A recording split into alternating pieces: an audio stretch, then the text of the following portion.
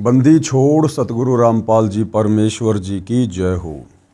परम पिता परमात्मा सारी सृष्टि के रचनहार कुल मालिक असंख्य ब्रह्मांडों के स्वामी जगत गुरु तीनों लोकों में प्रवेश करके सबका धारण पोषण करने वाले राजाधिराज आत्माधार नाथों के नाथ देवों के देव महादेव सर्वेश्वर महेश्वर मृत्युंजय अजरो अमर आदि अनादि सनातनी प्रभु जगत पिता जगदीश्वर श्री श्री 1008 की उपाधि के वास्तविक अधिकारी अकाल मूरत सौद स्वरूपी राम वासुदेव सर्वगतम ब्रह्म परम पूज्य प्रथम पूज्य परम संत परम पुरुष परम धनी परम दयालु सत्य कबीर हक्का कबीर अल्लाहु अकबर बाखबर अल्लाह ताला जगत के तारणहार जगत के मुक्तिदाता जगत के जगन्नाथ हारे के सहारे हिंदुओं के राम मुसलमानों के अल्लाह सिखों के वाहिगुरु ईसाइयों के मसीह दया के सागर दया निधि करुणा के सागर करुणा निधि स्वयंभू परिभू संकट मोचन कष्ट हरण मंगल करण दुख भंजन अविगत कबीर निर्विकार निर्विषम परमात्मा अलय अलेख सतगुरु आदि अनादि सतगुरु असली मर्यादा पुरुषोत्तम असली राम असली कृष्ण असली घनश्याम असली मुरारी राजाओं के राजा महाराजाओं के महाराजा शहंशाहों के शहंशाह सम्राटों के सम्राट भगवानों के भगवान अल्लाहों के अल्लाह प्रभुओं के प्रभु मसीहाओं के मसीह सच्चे वाहिगुरु बाबाओं के बाबा पीरों के पीर सेठों के सेठ जगत सेठ सावड़सा सेठ सर्वगुण संपन्न अनंत कोटि कलाओं के स्वामी अनंत कोटि ब्रह्मांडों के नायक योगियों में महायोगी ध्यानियों में महाध्यानी सिद्धों में परम सिद्ध ज्ञानियों में तत्वज्ञानी ब्रह्म ज्ञानी महाज्ञानी परम ज्ञानी सर्वश्रेष्ठ ज्ञानी विज्ञानी युवा कबीर समर्थ कबीर असमवात अमित ओझा सच्चे रहनुमा करीम अल्लाह सुभान अल्लाह दुनिया के अंतिम पैगंबर 8 सितंबर 1951 से गांव धनाना जिला सोनीपत हरियाणा भारतवर्ष की पावन भूमि पे प्रकट रियल कल की भगवान श्री नारायण साकार हरि श्री बाबा साहेब नूर अनंत परमात्मा सच्चे दरवेश सच्चे बाखबर संत श्रोमणी सतगुरु रामपाल जी परमेश्वर जी के चरण कमल में साध संगति से जुड़े हुए आप और हम सभी सत्सेवक भाई बहनों का अनंत कोटि दंडवत प्रणाम। सत्साई भाई और बहनों, बहुत बड़ी दया बहुत बड़ी मेहर पूज्य गुरुदेव भगवान की परमेश्वर रामपाल जी की, जिनके शुभ आशीर्वाद से विशेष आशीर्वाद से और विशेषकर हिंदू समाज से जुड़े भाई बहनों को श्रद्धालुओं को परमात्मा चाहने वाली आत्माओं को परमात्मा की प्राप्ति के विषय में इस पवित्र पुस्तक हिंदू साहिबान नहीं समझे गीता वेद पुराण जो कि परम संत सतगुरु रामपाल जी के कर कमल से लिखित है, शास्त्र प्रमाणित है, अध्यात्म के विषय में भाई बहनों को बहुत कुछ जानने और समझने को मिल रहा है। और निश्चित तौर पर हमारी बुद्धि अध्यात्म के मामले में अज्ञान से सराबोर करके सदियों से हमारे धर्म गुरुओं के द्वारा घुटनों में ला दी गई थी और वही बुद्धि पुनः सतगुरु रामपाल जी के संपर्क में आने से उनकी सत्य कथाएं सुनने से सत्संग सुनने से उनके विचार सुनने से जो कि शास्त्र प्रमाणित हैं अब धीरे धीरे ऊपर को उठना शुरू हो रही है। तो भाई और बहनों, ये जो पवित्र पुस्तक है जो हिंदू समाज के लिए विशेषकर एक वरदान साबित हो रही है, संजीवनी बूटी की तरह साबित हो रही है, जो एक बार पुनः हिंदू समाज को जीवित करेगी, सतभक्ति के लिए प्रेरित करेगी। इस पुस्तक के माध्यम से पुनः सोया हुआ सनातन जागेगा, सनातनी परमात्मा प्रेमी लोग जागेंगे और अपने मूल घर अपने मूल ठिकाने सतलोक के विषय में जानेंगे। अर्थात एक बार फिर से सोया हुआ मानव समाज अपने निज घर अपने मूल ठिकाने सतलोक के विषय में जानेगा, समझेगा, उसको प्राप्त करने की चाहत अपने दिल में पैदा करेगा। जिस मूल ठिकाने के विषय में गीता अध्याय 18 श्लोक नंबर 62 में गीता का ज्ञान देने वाले काल ब्रह्म ने अर्जुन से कहा कि उस परमेश्वर की प्राप्ति के बाद, हे अर्जुन, जहाँ जाने के बाद ये जीव आत्मा कभी भी जन्म और मृत्यु में नहीं आती है, जहाँ जाने के बाद साधक लौटकर फिर वापस संसार में नहीं आता है, उस परम पद की खोज करनी चाहिए। तो वह परम पद सनातन परम धाम सतलोक, जहाँ से सतगुरु रामपाल जी स्वयं चलकर गति करके अपने नियम अनुसार आए हैं हमें जगाने के लिए। तो भाइयों और बहनों, ये पुस्तक हमें हर प्रकार से जागृत करेगी, सचेत करेगी, हमारी सोई हुई आत्मा को पुनः जीवित करेगी। तो अब हम इस पुस्तक में आगे बढ़ते हैं। आज इसी कड़ी में हमारा ये 18वें नंबर का वीडियो है और प्रत्येक वीडियो में गुरुदेव भगवान के आशीर्वाद से हमें बहुत कुछ सोचने समझने को मिल रहा है। पिछले वीडियोज़ में आप जी ने देखा कि किस प्रकार से शास्त्रों से प्रमाणित करके सतगुरु रामपाल जी ने वर्तमान भक्ति मार्ग में हमारे भ्रमित धर्म गुरुओं ने जिस प्रकार से पाखंड फैला रखा है उसका प्रमाणित पर्दाफाश किया है। और विशेषकर कुछ पाखंड जैसे श्राद्ध निकालना, पितृ पूजा करना, प्रेत पूजा करना, देवी देवताओं की पूजा करना, मूर्ति पूजा करना, शिवलिंग की पूजा करना, ये वर्तमान हिंदू समाज में विशेष तौर पर इस तरह की घटिया साधनाओं का प्रचलन है। वैसे तो पूरा विश्व ही इस प्रकार की मूर्ति पूजा कर रहा है, खाली हिंदू समाज ही नहीं बल्कि पूरा का पूरा मुस्लिम समाज भी शिवलिंग की पूजा करता है। क्योंकि मक्का में जो मंदिर है, मुसलमान भाई जहाँ पर हज करने के लिए जाते हैं मस्जिद में, असल में वो मक्का महादेव का मंदिर है, वो शंकर भगवान का मंदिर है, वो जहाँ पर पूरे विश्व का मुस्लिम समाज अपनी धार्मिक आस्था के तहत जाता है। तो मक्का में भी शिवलिंग की पूजा होती है। तो भाइयों और बहनों, पूरे विश्व का मानव समाज ही भ्रमित है, क्योंकि गीता ज्ञान देने वाला प्रभु गीता अध्याय 7 श्लोक नंबर 12 से 15 में तीनों देवता ब्रह्मा विष्णु महेश की पूजा करने को भी साफ साफ मना कर रहा है। चूंकि भाइयों और बहनों, गीता कोड वर्ड में है, क्योंकि चारों वेदों का सारांश है, इसलिए गीता जी के ज़्यादातर श्लोक सांकेतिक हैं। उन्हें समझने के लिए तत्व ज्ञान की आवश्यकता पड़ती है और तत्व ज्ञान तत्वदर्शी संत की शरण में गए बिना समझ में नहीं आ सकता है। तो गीता अध्याय 7 श्लोक नंबर 12 से 15 में गीता ज्ञान देने वाला काल ब्रह्म कह रहा है कि इस त्रिगुणमयी माया के द्वारा जिनका ज्ञान हरा जा चुका है। ये त्रिगुणमयी माया क्या है? रजगुण ब्रह्मा, सतगुण विष्णु, तमोगुण शंकर जी, यही 3 देवता हैं और यही 3 गुण हैं। ये भी सतगुरु रामपाल जी ने इसी पवित्र पुस्तक में मार्कंडे पुराण से साबित कर दिया है। तो भाइयों और बहनों, अब हमने जागना होगा, क्योंकि जागने का समय आ चुका है। परमात्मा स्वयं तत्वदर्शी संत के रूप में धरती पर प्रकट हैं।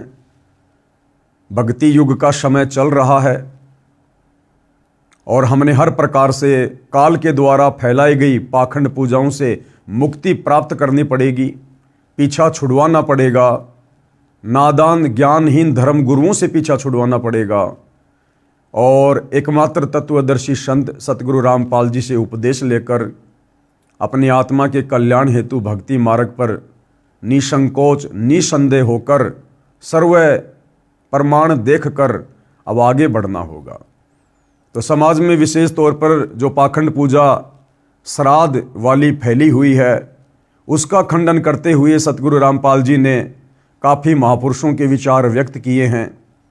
सर्वप्रथम स्वयं परम अक्षर ब्रह्म सत्य पुरुष, सारी सृष्टि के सृजनहार कबीर देव, जो कि रह रहकर इस पृथ्वी पर आते रहते हैं।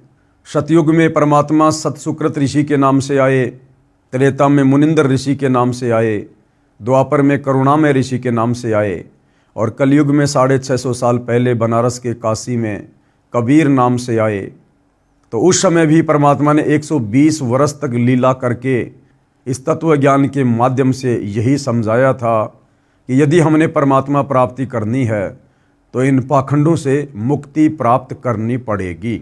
तो उसी दिशा में परमेश्वर कबीर जी द्वारा श्राद्ध का किस प्रकार से खंडन किया गया है। एक समय काशी नगर बनारस में गंगा दरिया के घाट पर कुछ पंडित जी श्राद्धों के दिनों में अपने पितरों को जल दान करने के मकसद से गंगा के जल का लोटा भरकर पटरी पर खड़े होकर सुबह के समय सूर्य की ओर मुख करके पृथ्वी पर लोटे वाला जल गिरा रहे थे। परमात्मा कबीर जी ने ये सब देखा तो जानना चाहा कि आप ये किस उद्देश्य से कर रहे हैं। अब परमेश्वर को तो सारे उद्देश्य का पता था, लेकिन जब ये कबीर परमात्मा धरती पर तत्वदर्शी संत के रूप में आता है तो एक आम मनुष्य की भांति, एक आम संत की भांति ही लीला करता है। पंडितों ने बताया कि हम अपने पूर्वजों को जो पितर बनकर स्वर्ग में निवास कर रहे हैं, पितर कभी भी स्वर्ग में निवास नहीं करते हैं। स्वर्ग में तो देव आत्माएं निवास करती हैं, पितर योनि अलग है। उनको जल दान कर रहे हैं, यह जल हमारे पितरों को प्राप्त हो जाएगा। अब देखो भाई और बहनों, हमारे ज्ञानहीन नादान धर्मगुरुओं की अज्ञानता। कह रहे थे कि हम ये जो जल अर्पित कर रहे हैं ना, ये स्वर्ग में हमारे पितर बैठे हुए हैं, उनके पास पहुंच जाएगा। अरे नादानो, फिर वो स्वर्ग क्या जिसमें पानी का भी अभाव है, जिस स्वर्ग में जल भी नहीं मिलता तुम्हारे पूर्वजों को, फिर वो काहे का स्वर्ग है। सीधा सीधा ये क्यों नहीं कहते कि वो भूत प्रेत पितर बनकर नरक में कष्ट उठा रहे हैं। ये सुनकर परमेश्वर कबीर जी उन अंधश्रद्धा भक्ति करने वालों का अंधविश्वास समाप्त करने के लिए उसी गंगा दरिया में घुटनों पानी में खड़े होकर दोनों हाथों से गंगा दरिया का जल सूर्य की ओर पटरी पर शीघ्र शीघ्र फेंकने लगे।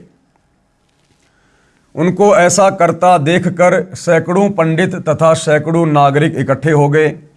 पंडितों ने पूछा कि हे कबीर जी, आप ये कौन सी कर्मकांड की क्रिया कर रहे हो, इससे क्या लाभ होगा, ये तो कर्मकांड में लिखा ही नहीं है। अब देखो भाई और बहनों, अगर कबीर परमात्मा उस समय श्राद्ध खंडन करने के मकसद से अगर ये क्रिया ना कर रहे होते, और यदि उन पंडितों के पूछने पर कि हे कबीर जी, आप ये कौन सा कर्मकांड कर रहे हो और इससे क्या फायदा होगा, अगर कबीर परमात्मा ये कह देते कि इस प्रकार से कर्मकांड करने से घर में धन लाभ अति शीघ्र होता है, पुत्र प्राप्ति होती है, तो वो पूरा का पूरा समाज उस कर्मकांड को तुरंत करना शुरू कर देता। लेकिन कबीर परमेश्वर जी का मकसद उन नादानों की आंखें खोलना था। कबीर जी ने उत्तर दिया कि यहां से 1 मील यानी 1.5 किलोमीटर दूर मेरी झोपड़ी के आगे मैंने एक बगीची लगा रखी है, उसकी सिंचाई के लिए ये क्रिया कर रहा हूं।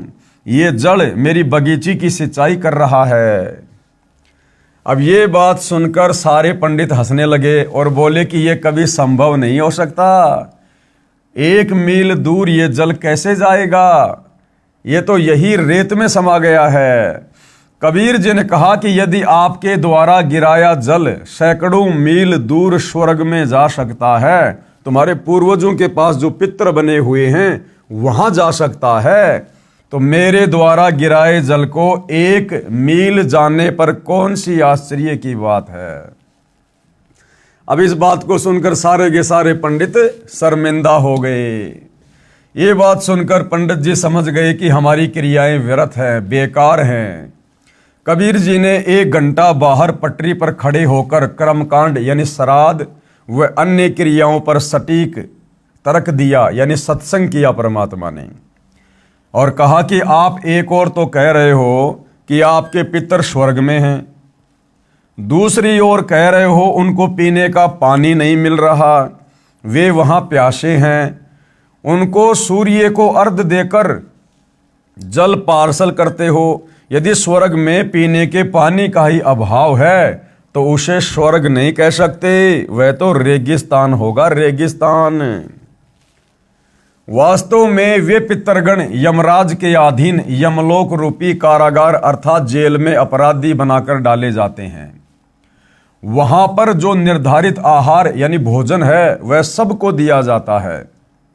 जब पृथ्वी पर बनी कारागार यानी जेल में कोई भी कैदी खाने के बिना नहीं रहता, सबको खाना पानी मिलता है, तो यमलोक वाली जेल तो निरंजन काल राजा ने बनाई है, उसमें भी भोजन पानी का अभाव नहीं है। कुछ पितरगण पृथ्वी पर विचरण करने के लिए यमराज से आज्ञा लेकर पृथ्वी पर पैरोल पर आते हैं। यानी भाई और बहनों, सेम सिस्टम ऊपर के लोगों का भी वही है जो यहां के लोगों का है। यहां का जो सुप्रीम कोर्ट का जज है उसको समझ लो ऊपर के लोगों का धर्मराज।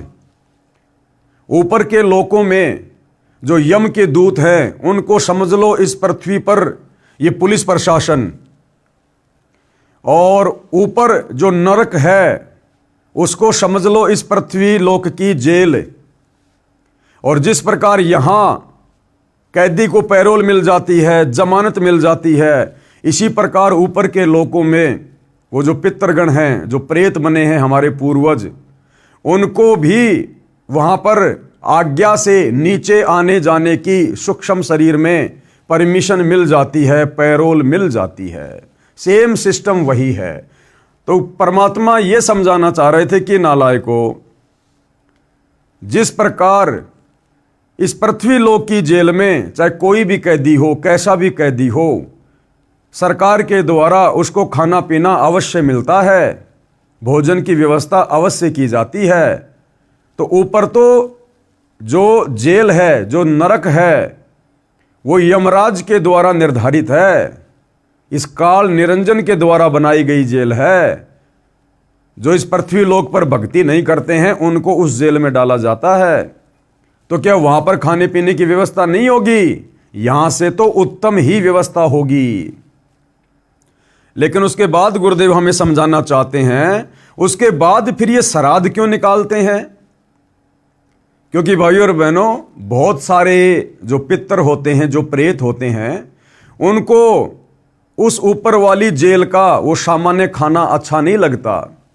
जैसे नीचे की जेल में बहुत सारे ऐसे होते हैं कैदी, वो अपना स्पेशल भोजन बनवाते हैं। जेल का सामान्य भोजन वो लोग नहीं खाते, स्पेशल भोजन बनवाते हैं या बाहर से मंगवाते हैं, जैसा भी होता है। तो ठीक इसी प्रकार कुछ एक जो पितर होते हैं वो वहाँ की सामान्य जेल का, नरक का खाना नहीं खाते, उनको अच्छा सा नहीं लगता है। तो वो क्या करते हैं, यमराज से पैरोल लेकर, जमानत लेकर, कुछ दिनों की मोहलत लेकर, क्योंकि वो सूक्ष्म शरीर में होते हैं, और सूक्ष्म शरीर से वो यहाँ पृथ्वी पर आ जाते हैं, और यहाँ वो किसी दूसरे के शरीर में प्रवेश करके अच्छे अच्छे भोजन का आनंद लेते हैं। तो क्या कह रहे हैं गुरुदेव? कुछ पितरगण पृथ्वी पर विचरण करने के लिए यमराज से आज्ञा लेकर पृथ्वी पर पैरोल पर आते हैं। वे जीभ के चटोरे होते हैं, उनको कारागार वाला सामान्य भोजन अच्छा नहीं लगता। वे भी मानव जीवन में इसी भ्रम में अंधभक्ति किया करते थे कि श्राद्धों में एक दिन के श्राद्ध कर्म से पितरगण 1 वर्ष के लिए तृप्त हो जाते हैं। उसी आधार से रुचि ऋषि के चारों पूर्वज पितरों ने पैरोल पर आकर काल प्रेरणा से रुचि ऋषि को भ्रमित करके और वेदों अनुसार शास्त्रोक्त साधना छुड़वाकर, विवाह कराकर श्राद्ध आदि शास्त्र विरुद्ध कर्मकांड के लिए प्रेरित किया। और ध्यान देने की बात है भाई और बहनों, जिन पितरों को, जिन प्रेतों को यमराज कुछ दिन की मोहलत दे देता है, नीचे आने की पैरोल दे देता है, जमानत दे देता है, इसमें भी उस काल का बहुत बड़ा स्वार्थ होता है। उन पितरों के माध्यम से नीचे हम प्राणियों को भटकाने के लिए, भक्ति मार्ग से भरमाने के लिए, उल्टी साधना शुरू करवाने के लिए, कर्मकांड शुरू करवाने के मकसद से उस भले ब्राह्मण को भी पितर बनाकर छोड़ा, यानी रुचि ऋषि को भी। पृथ्वी पर आकर पितर रूपी भूत किसी व्यक्ति, स्त्री या पुरुष में प्रवेश करके भोजन का आनंद लेते हैं, अन्य के शरीर में प्रवेश करके भोजन खाते हैं। भोजन की सूक्ष्म वासना से उनका सूक्ष्म शरीर तृप्त होता है। जिस प्रकार भाई और बहनों गुरुदेव ने बताया कि राधा स्वामी पंथ का जो प्रवर्तक था शिवदयाल, उसने भी सत्य साधना नहीं की, शास्त्रों के अनुसार भक्ति नहीं की, और मरने के बाद शिवदयाल सीधा वो भूत बना। और बाद में वो अपनी शिष्या बुक्की के अंदर आया करता था। उसकी शिष्या थी बुक्की, वो शिवदयाल भूत बनकर उस बुक्की के अंदर आया करता था और पहले की तरह चूरमा बनवा कर खाया करता था। उस पलंग के ऊपर बैठकर हुक्का पिया करता था, क्योंकि पहले शिवदयाल को चूरमा बहुत पसंद था और भोजन करने के बाद उस पलंग पर बैठकर हुक्का पिया करता था। उसके बाद शरीर छोड़ने के बाद जब वो भूत बन गया, मुक्ति नहीं हुई, अपनी शिष्या बुक्की के अंदर आकर चूरमा बनवा कर खाया करता था और उसी प्रकार से बुक्की के माध्यम से पलंग पर बैठकर हुक्का पिया करता था। लेकिन 1 वर्ष के लिए नहीं, यदि कोई पिता, दादा, दादी, माता आदि आदि किसी पशु के शरीर को प्राप्त हुए हैं तो उसको कैसे तृप्ति होगी? उसको 10-15 किलो चारा खाने को चाहिए। कोई श्राद्ध करने वाला गुरु पुरोहित भूखा प्यासा देखा है? आवश्यक नहीं है कि सबके माता पिता, दादा दादी आदि आदि पितर बने हों। कुछ के पशु पक्षी आदि अन्य योनियों को भी प्राप्त होते हैं, परंतु श्राद्ध सबके करवाए जाते हैं, यानी अंधश्रद्धा। इसे कहते हैं शास्त्र विधि त्याग कर मनमाना आचरण, यानी शास्त्र विरुद्ध भक्ति करना। अब इसके बाद भाइयों और बहनों, सिख धर्म के प्रवर्तक आदरणीय नानक जी ने भी श्राद्ध कर्म का खंडन किया है। क्योंकि भाइयों और बहनों, परमात्मा से प्राप्त जितने भी महापुरुष हुए हैं उन सभी का एक ही रास्ता है अध्यात्म का। उन सब के बोल वचन, उन सब के विचार आपको एक ही मिलेंगे। तो आदरणीय नानक जी को भी कबीर परमात्मा बेई नदी पर जिंदा बाबा के रूप में मिले थे। आदरणीय नानक जी की आत्मा को शरीर से निकालकर ऊपर सचखंड सतलोक में लेकर गए थे। उन्हें सर्व ब्रह्मांडों से परिचित करवाया था, सतलोक दिखाया था। उसके बाद नानक जी की आत्मा को वापस तीसरे दिन बेई नदी पर उसी शरीर में छोड़ दिया था। उसके बाद नानक जी भी परमपिता परमेश्वर कबीर साहिब जी के ज्ञान से परिचित होकर, भक्ति विधान से परिचित होकर उन्हीं की महिमा करने लगे थे और उन्हीं के विचारों को समाज में आगे बढ़ाने लगे थे। तो नानक जी भी इस पाखंड और कर्म कांड के बिल्कुल विरुद्ध थे। श्री नानक देव जी द्वारा श्राद्ध भ्रम खंडन। अन्य उदाहरण, सिख धर्म के प्रवर्तक श्री नानक देव साहिब जी की जीवनी में एक घटना ऐसी है जिसका वर्णन करता हूं, जो पवित्र पुस्तक भाई बाले वाली जन्म साखी श्री नानक देव में लिखी है, जिसकी हेडिंग आगे साखी दुनीचंद खत्री नाल होई। यानी जो भाई जो बाला था और मर्दाना था, ये नानक जी के 2 शिष्य थे। तो ये ज़्यादातर नानक जी के साथ रहा करते थे और इन्होंने नानक जी के शरीर छोड़ने के बाद में जो जो उनकी लीलाएं थी, जो जो घटनाएं घटी थी, उन्होंने अंगद देव जी के माध्यम से इसमें जन्म साखी में लिपिबद्ध करवाई थी। संक्षिप्त प्रकरण इस प्रकार है। श्री नानक जी को परमात्मा कौन? परम अक्षर ब्रह्म कबीर देव बेई नदी पर उस समय मिले थे जिस समय श्री नानक जी सुल्तानपुर शहर से सुबह के समय प्रतिदिन की तरह बेई नदी में स्नान करने के लिए गए थे। अन्य नगरवासी भी स्नान कर रहे थे। उस समय परमेश्वर कबीर जी बाबा जिंदा के वेश में आए और श्री नानक जी के साथ दरिया में स्नान करने के बहाने प्रवेश हुए। अन्य उपस्थित व्यक्ति देख रहे थे। दोनों ने दरिया में डुबकी लगाई परंतु बाहर नहीं आए। दोनों को दरिया में डूबा मान लिया गया था। परमेश्वर कबीर जी नानक जी की आत्मा को लेकर, यानी शरीर को दूर जंगल में छोड़कर अपने साथ अपने निवास स्थान सतलोक यानी सचखंड में ले गए। 3 दिन तक काल ब्रह्म के 21 ब्रह्मांडों, अक्षर पुरुष के 7 संग ब्रह्मांडों तथा अपने सतलोक के असंख्य ब्रह्मांडों की स्थिति को आंखों दिखाया, यथार्थ आध्यात्मिक ज्ञान बताया तथा यथार्थ मोक्ष मंत्र सतनाम जो 2 अक्षर का है, जिसमें एक ओम मंत्र है तथा दूसरा गुप्त है जो उपदेशी भगत को बताया जाता है, जिससे मुक्ति होना बताया। फिर एक नाम सारनाम का विशेष योगदान मानव के मोक्ष की साधना में है, उससे परिचित कराया तथा सतनाम और सारनाम को कलयुग के 5505 वर्ष बीत जाने तक गुप्त रखने की आज्ञा दी। यानी परमात्मा कबीर जी ने आदरणीय नानक जी को सारनाम दिया था, लेकिन उस समय उस सारनाम को गुप्त रखने की भी आज्ञा दी थी। श्राद्ध पिंडदान आदि कर्मकांड को व्यर्थ बताया और स्वर्ग नरक को दिखाया। तीसरे दिन श्री नानक जी की आत्मा को शरीर में प्रवेश करके अंतर्ध्यान हो गए। उसके पश्चात श्री नानक जी ने अपने 2 शिष्यों भाई बाला तथा मर्दाना को साथ लेकर प्रभु से प्राप्त यथार्थ ज्ञान व आंखों देखी ऊपर के लोकों की व्यवस्था का प्रचार करने के मकसद से देश प्रदेश में 12 वर्ष भ्रमण किया। उसी दौरान लाहौर में एक धनी व्यक्ति दुनीचंद खत्री की प्रार्थना पर उनके घर गए। उस दिन सेठ दुनीचंद खत्री ने अपने पिताजी का श्राद्ध किया था। कई ब्राह्मणों को भोजन करवाया तथा वस्त्र व हजारों रुपए दक्षिणा दी थी। श्री नानक जी ने पूछा कि हे दुनीचंद, आज किस उपलक्ष्य में इतने पकवान बनाए हैं?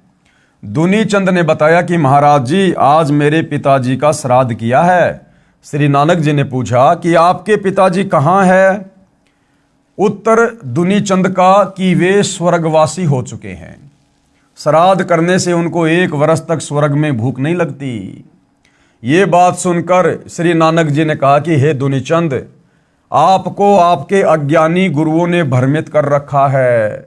आपका पिताजी तो बाघ यानी शेर शरीर को प्राप्त होकर उस जंगल में एक पेड़ के नीचे भूख से व्याकुल बैठा है।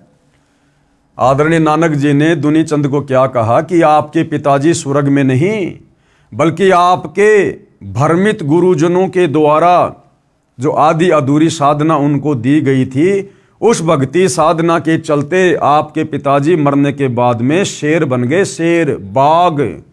और वो तो फला फला जगह उस पेड़ के नीचे बिल्कुल व्याकुल बैठे हुए हैं। यदि मेरी बात पर विश्वास नहीं है तो जांच कर सकते हैं।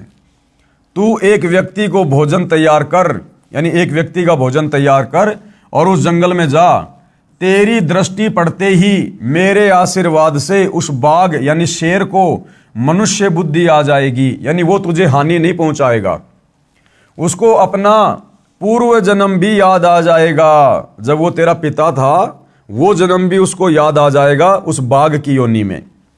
दुनीचंद जी को श्री नानक जी पर पूर्ण विश्वास था कि इन्होंने जो बोल दिया वह सिद्ध है। इस महात्मा में लोग बड़ी शक्ति बताते हैं। दुनीचंद सेठ एक व्यक्ति का भोजन जो श्राद्ध के बाद बचा था लेकर उस बताए जंगल में उसी झाड़ के पास गया तो एक सिंह दिखाई दिया जो दुनीचंद की ओर कुत्ते की तरह दूम हिला हिलाकर भाव प्रकट करने लगा कि मैं कोई हानि नहीं करूंगा, आजा मेरे पास। दुनीचंद सेठ ने भोजन बाघ के सामने थाले में रख दिया। सारा भोजन बाघ खा गया। दुनीचंद ने कहा कि हे पिताजी, आप तो बड़े धर्म कर्म करते थे, आप तो सदा शाकाहारी रहे, आपकी ये दशा कैसे हुई? क्योंकि नानक जी ने अपने आशीर्वाद से, अपनी शक्ति से उस बाघ को मनुष्य बुद्धि प्रदान कर दी थी, जिस प्रकार से वो मनुष्य की भाषा में बोलने लगा। श्री नानक महाराज जी की शक्ति से सिंह ने कहा कि बेटा, जब मेरे प्राण निकल रहे थे उसी समय साथ वाले मकान में मांस पकाया जा रहा था। उसकी गंध मेरे तक आई और मेरे मन में मांस खाने की इच्छा हुई। उसी समय मेरे प्राण निकल गए, जिस कारण से मुझे शेर का शरीर मिला। अब देखो भाई और बहनों, बड़े विचार करने की बात है। अंत समय में भी ये काल हमारे साथ में इस प्रकार से धोखा करता है, जिस प्रकार सेठ दुनीचंद जी के पिताजी के साथ किया। सेठ दुनीचंद का पिता बड़ा धार्मिक था, धर्म कर्म किया करता था, भक्ति किया करता था, जैसी भी उन अज्ञानी धर्मगुरुओं ने उसको बता रखी थी।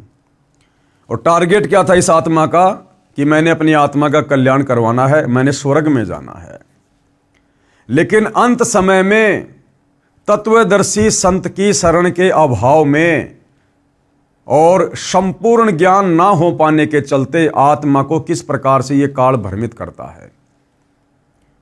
पूरा जीवन शाकाहारी बिताने वाले सेठ दुनीचंद के पिताजी जब अंतिम समय में सैया पर लेटे हुए थे, उसी समय पाड़ोस में किसी व्यक्ति ने मांस पकाया, यानी नॉनवेज बना रहा था। और उस मांस की जो महक थी, जो गंध थी, वो सेठ दुनीचंद जी के पिताजी के नाकों में आई। और उस महक को सूंघ कर काल प्रेरणा से सेठ दुनीचंद के पिताजी ने सोचा कि वाह क्या महक है। बस इतना ही सोचा और उसी समय उनके प्राण निकल गए। और परमात्मा जी का फिर अटल विधान है कि अंत समय में शरीर छोड़ते समय इस प्राणी की आस्था, इसकी मोह ममता, इसकी चाहत जिस भी वस्तु में रह जाएगी, पोते में, पोती में, धन में, संपत्ति में, खेत में, किसी पशु में या खाने पीने में, ये प्राणी उस विधान अनुसार वही जन्म लेगा, उसी प्रकार की योनि को जन्म प्राप्त करेगा। तो अंत समय में वो मांस की महक दुनीचंद के पिताजी के नाक में पड़ी और मांस खाने की इच्छा जागृत हुई। उसी समय उनके प्राण निकल गए और वो इच्छा उनके अंदर रह गई सूक्ष्म शरीर में। काल ने अगला जन्म उसको बाघ का दे दिया, शेर का, कि ले बेटा, अंत समय में तेरी मांस खाने की इच्छा थी ना, अब तू कच्चा मांस खा, कच्चा मांस जब तक इस बाघ के शरीर में रहेगा। इसलिए भाई और बहनों, हम भक्तों को भी यहाँ बहुत बड़ी शिक्षा मिलती है कि हमने सदैव अपने विचारों को, अपनी सोच को, अपनी भावनाओं को, अपनी जिज्ञासाओं को सतगुरु रामपाल जी भगवान की भक्ति के इर्द गिर्द ही रखना चाहिए। हमने सांसारिक लोगों से ज़्यादा उठना, बैठना, बातचीत करना, व्यवहार करना बिल्कुल बंद कर देना चाहिए। यदि कोई विशेष कार्य है तो अपने कार्य तक हम सीमित रहें, उसके बाद तुरंत वहाँ से उठकर फालतू की बातें ना करके, इधर उधर की निंदा चुगली वाली बातें ना सुन के, ना करके हम वापस अपने कार्य पर लगे या फिर परमेश्वर की भक्ति में लगे, परमेश्वर के सुमरण में, चिंतन मनन में या सत्संग सुनने में अपना समय बिताएं। ये हम भक्तों की दैनिक क्रिया होनी चाहिए। ना जाने कब ये शरीर छूट जाए, कब ये प्राण निकल जाए, और ना जाने कौन सी वो गलत क्रिया हम उस समय वो कर रहे हों, और उस गलत क्रिया के चलते, उस गलत सोच के चलते ये काल बलि अपने विधान अनुसार फिर हमें उन्हीं योनियों में जन्म देगा। और फिर परमात्मा भी जबरदस्ती नहीं करता, क्योंकि परमात्मा ने हमें समझा दिया, सत्संगों के माध्यम से अनेकों बार सावधान कर दिया कि भाई साधो सेती मस्करी चोरा नाल खुशाल, मल अखाड़ा जीतेंगे युगन युगन के माल। दुनिया से ती दोस्ती पड़े भजन में भंग, भाई एका एकी राम से या साधु के संग। तो विशेषकर हम सभी सतगुरु रामपाल जी के फॉलोअर ने अपने पूज्य गुरुदेव जी के दिशा निर्देशन में भक्ति के आसपास ही रहना है। व्यर्थ के लोगों से हमने किसी प्रकार का कोई अनावश्यक संबंध नहीं साधना है। व्यर्थ के लोग वो हैं जो तत्वदर्शी संत से उपदेश लेकर सत भक्ति नहीं करते हैं, या तत्वदर्शी संत से उपदेश लेकर भी जो अपनी उन पुरानी घटिया आदतों को नहीं छोड़ते हैं, उसी प्रकार का सांसारिक जीवन ज़्यादा जीते हैं, वो लोग भी हमारे लिए भगत होने के बावजूद व्यर्थ के लोगों की श्रेणी में आते हैं। इसलिए भाई और बहनों, आप और हमने भी बहुत सावधानी रखनी चाहिए। तो सेठ दुनीचंद जी के पिताजी ने कहा कि बेटा, अंत समय में वो मांस की महक मेरे नाक में आई तो मेरे मन में मांस खाने की इच्छा जागृत हुई। उसी समय मेरे प्राण निकल गए, जिस कारण से मुझे शेर का शरीर मिला। बेटा दुनीचंद, आप किसी पूर्ण संत से दीक्षा लेकर अपने जीव का कल्याण करा लेना। अब दुनीचंद को पता चल गया कि भैया फिर नानक जी से बड़ा पूर्ण संत कौन हो सकता है वर्तमान में, जिन्होंने अपने आशीर्वाद से शेर को मनुष्य भाषा में बुलवा दिया, मनुष्य बुद्धि प्रदान कर दी। मानव जीवन बड़ी कठिनता से मिलता है, ये कहकर शेर जंगल की ओर गहरा चला गया।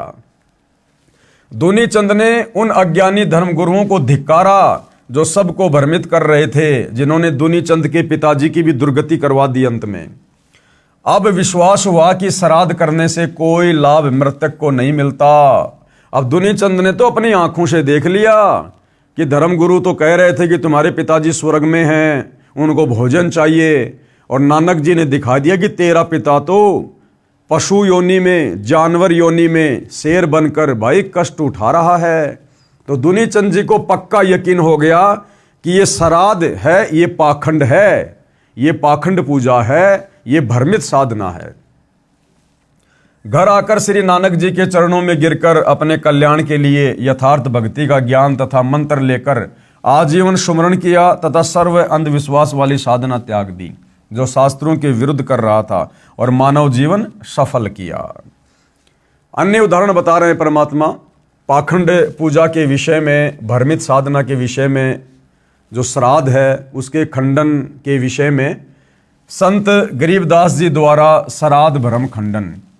आदरणीय गरीबदास जी, वैसे तो भाई और बहनों जब हम भक्ति मार्ग में आगे बढ़ेंगे तो हमें पता चलेगा कि नानक जी का रोल भी स्वयं कबीर परमात्मा ने ही किया था। आदरणीय गरीबदास जी का रोल भी स्वयं कबीर परमात्मा ने ही किया था, क्योंकि इनके अलावा ये तत्व ज्ञान, इस प्रकार के चमत्कार इस पृथ्वी पर कोई अन्य साधु संत महात्मा नहीं कर सकता।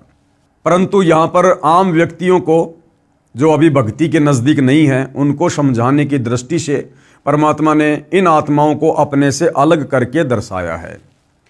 तो आदरणीय गरीबदास जी जो गांव छुडानी जिला झज्जर हरियाणा से थे, इनको भी कबीर परमात्मा इसी प्रकार से मिले थे जैसे नानक जी को मिले थे, और आदरणीय गरीबदास जी की आत्मा को भी सतलोक लेकर गए थे। उन्हें भी सारे ब्रह्मांड दिखाए, सारे देवी देवताओं की स्तुति से शक्ति से परिचित करवाया, सतलोक दिखाया और वापस उन्हें पृथ्वी पर छोड़ा था। उसके बाद आदरणीय गरीबदास जी ने भी कबीर परमेश्वर जी के पद चिन्हों पर चलते हुए उसी तत्व ज्ञान का प्रचार प्रसार किया और हमारे नादान धर्म गुरुओं के द्वारा जो अंधविश्वास, जो पाखंड पूजा समाज में फैलाई जा रही है उसका विरोध किया।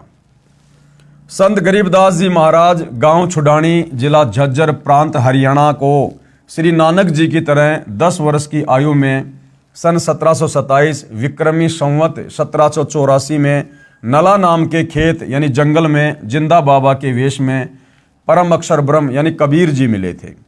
उस समय छुडानी गांव के 10-12 व्यक्तियों ने बाबा जिंदा को देखा, बातें की, अन्य व्यक्ति अपने अपने कार्य में लग गए। बालक गरीबदास जी की आत्मा को निकालकर परमात्मा सतलोक ले गए। ऊपर के सब लोकों का अवलोकन करवाकर सर्व यथार्थ आध्यात्मिक ज्ञान बताकर लगभग 8-9 घंटे बाद वापस शरीर में प्रविष्ट कर दिया। बालक गरीबदास जी को मरा जानकर चिता पर रख दिया गया था। अग्नि लगाने वाले थे, उसी समय संत गरीबदास जी उठकर घर की ओर चल पड़े। परमेश्वर कबीर जी ने उनको यथार्थ भक्ति ज्ञान दिया। उनके बहुत सारे शिष्य हुए। गांव छुडानी के एक भगत को संत गरीबदास जी की बात पर विश्वास नहीं था कि श्राद्ध कराया हुआ मृतक को नहीं मिलता। श्राद्धों के दिनों में उस भगत के दोनों माता पिता के श्राद्ध लगातार 2 दिन किए गए। पहले दिन माता जी का और अगले दिन उसके पिताजी का। संत गरीबदास जी ने कहा कि हे भगत, आपके माता पिता तो तुम्हारे खेत की जोड़ी, जिसे ग्रामीण भाषा में लेट यानी छोटा तालाब कहते हैं, जोड़ी, वहां पर भूखे रो रहे हैं। आप 2 व्यक्तियों का भोजन लेकर मेरे साथ चलो। वह भगत अतिशीघ्र अपने पिता के श्राद्ध से बची खीर व रोटी 2 व्यक्तियों की लेकर संत गरीबदास जी के साथ गया। उनके खेत में बनी जोहड़ी से लगभग 200 फुट दूर खड़े होकर संत गरीबदास जी ने आवाज लगाई कि हे फतेह सिंह तथा दया कौर, काल्पनिक नाम, आओ, आपका पुत्र आपके लिए भोजन लाया है। हालांकि भाइयों और बहनों ये काल्पनिक नाम नहीं है, क्योंकि अब यहाँ सीधे सीधे अगर ये बात कह दी जाए तो आम व्यक्ति ये सोचेगा भाई संत रामपाल जी को क्या पता, 350 साल पहले उस भगत के पिताजी का नाम ये था और उसकी माता का नाम ये था। इसलिए सतगुरु रामपाल जी यहाँ पर लिख रहे हैं काल्पनिक नाम। जबकि भाइयों और बहनों, सतगुरु रामपाल जी स्वयं परम अक्षर ब्रह्म हैं, अंतर्यामी परमेश्वर हैं, सारी सृष्टि के मालिक हैं, सभी आत्माओं के जनक हैं, आदि और अंत की जानने वाले हैं। तो परमेश्वर जी ने जो नाम यहाँ पर लिखे हैं उस भगत के माता पिता के, वो परम सत्य हैं। आओ, आपका पुत्र आपके लिए भोजन लाया है। उसी समय गीदड़ तथा गीदड़ी यानी उस भगत के माता पिता गिद्दड़ और गीदड़ी बने हुए थे और पंडित जी ने कहा था कि वो स्वर्ग में बैठे हैं, उनके श्राद्ध निकालो। उसी समय गीदड़ तथा गीदड़ी झाड़ियों से बाहर निकले। पहले तो ऊपर को मुख करके चिल्लाए, पहले तो रोए चिल्लाए ऊपर मुंह करके अपनी दुर्गति को देखकर, जो शास्त्र विरुद्ध साधना उन्होंने मनुष्य जन्म में रहते सहते की थी हमारे भ्रमित धर्म गुरुओं के कहने पर। फिर दौड़े दौड़े संत गरीबदास जी के पास आए, दोनों के सामने खीर रोटी रख दी, शीघ्र शीघ्र खाकर वापस दौड़ गए। उस दिन उस भ्रमित भगत का अज्ञान भंग हुआ। उसके बाद उस भगत की आंखें खुली कि हमारे धर्म गुरु तो हमारे को सरेआम मूर्ख बना रहे हैं श्राद्ध के नाम पर। प्रतिदिन 2 व्यक्तियों का भोजन जैसा भी घर पर बनता था, एक समय उस जोड़ी की झाड़ियों में रख देता और प्रतिदिन वे दोनों जानवर भोजन खा जाते। कुछ वर्ष पश्चात उनकी मृत्यु हो गई। ये देखकर भी अन्य गांव वाले तो उस भगत का मजाक करते थे कि तेरे को गरीबू, यानी आदरणीय गरीबदास जी को गांव वाले गरीबू कहा करते थे।